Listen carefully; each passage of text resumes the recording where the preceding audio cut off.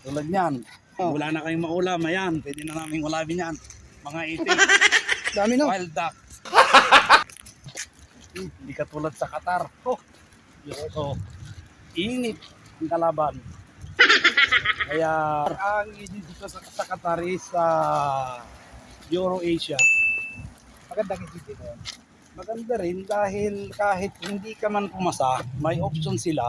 Hindi ka pumasa sa interview, may option sila na ilagay ka sa Factory. factory production. Ganun doon.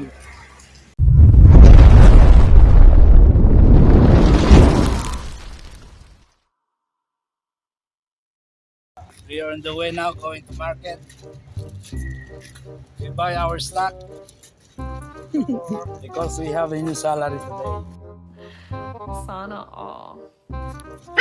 Oh, naglalakad lang kami. Ano masasabi mo sa kanila na yung iba gusto mag-apply sa Europe? Dito sa Europe, swertihan lang yan. Kahit gaano ka kagaling, kung hindi ka makapasa, wala rin. Depende rin sa mapapasok mong company.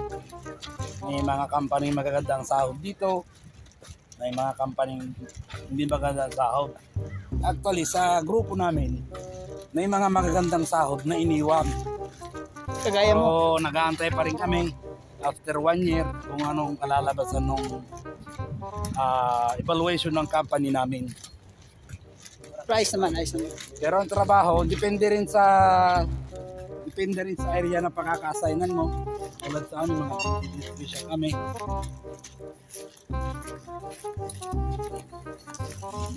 Depende rin.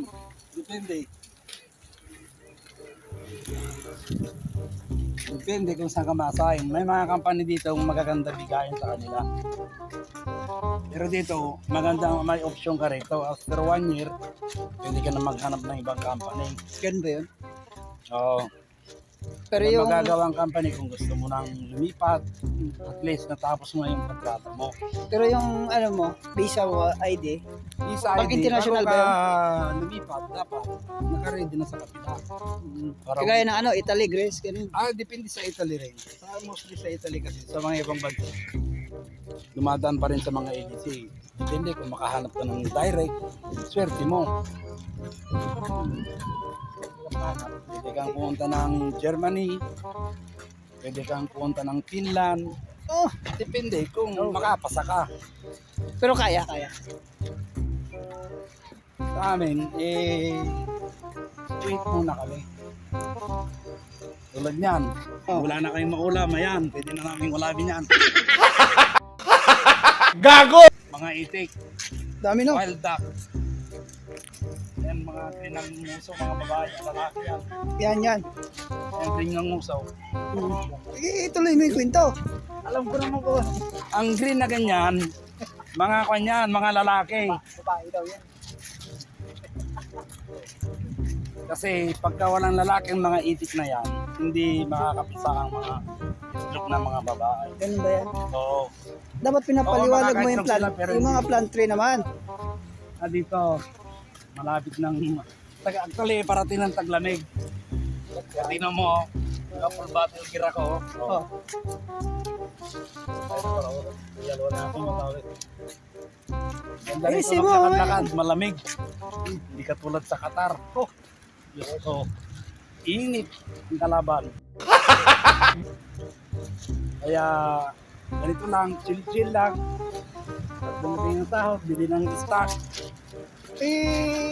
Paliwanag mo kung anong agency mo sa ano, Qatar. Ang agency ko sa Qatar is Euro-Asia.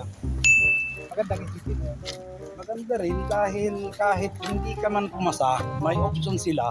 Hindi ka pumasa sa interview, may option sila na ilagay ka sa Factory. factory production.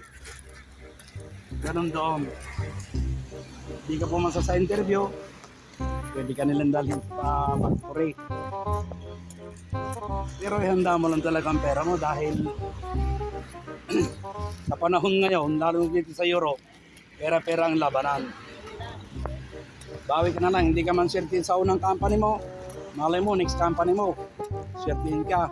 rin. Unlike kasi dyan sa Qatar, once na nagpasok ka rin sa isang company, mahirap kang umalis. Katulad ng pinanggalingan ko, mahirap umalis doon. Naburo kami doon. Kaya niya. Dito, marami kang... Parang sinisingitan eh.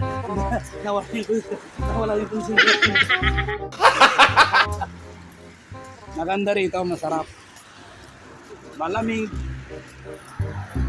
Sarap ang simoy ng hangin.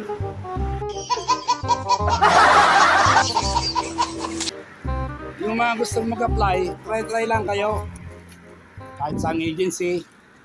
Ika nga kung para sa'yo kahit sa agency ka. Kasertin sa company mo, nagtatsaga lang. Lalo't kung bata ka pa, marami kang oportunidad dito.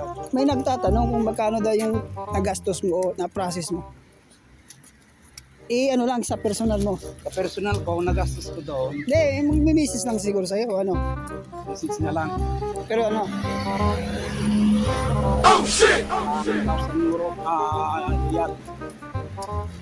Almost 9,000. Sa akin lang yun Kasi depende kasi sa mga ticket na makukuha mo. Kung nakakuha ka ng mahal na ticket, ngayon mura siguro ang ticket dahil winter na. Kasi nung dumating kami dito summer, kaya mahal ang ticket.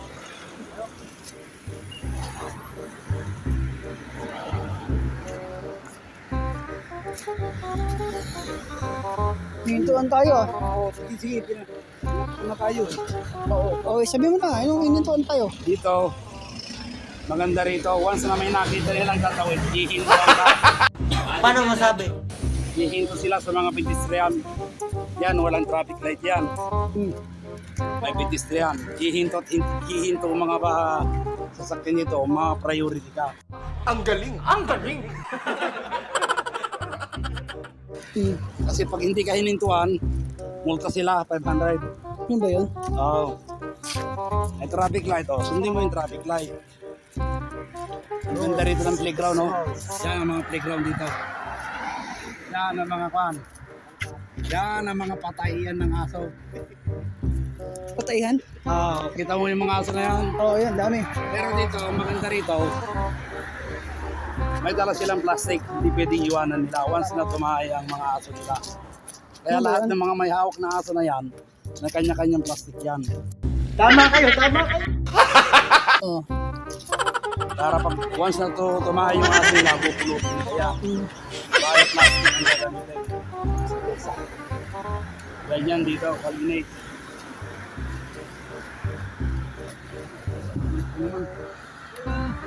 Oo, init ko to, bigay ko sa'yo. Dito, ayun, playground ng mga bata. Playground ng mga bata. Tapos itong hapon, nandiyan ang mga bata.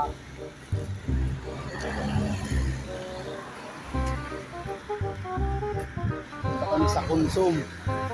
Mamalengke. Plan pala, sorry.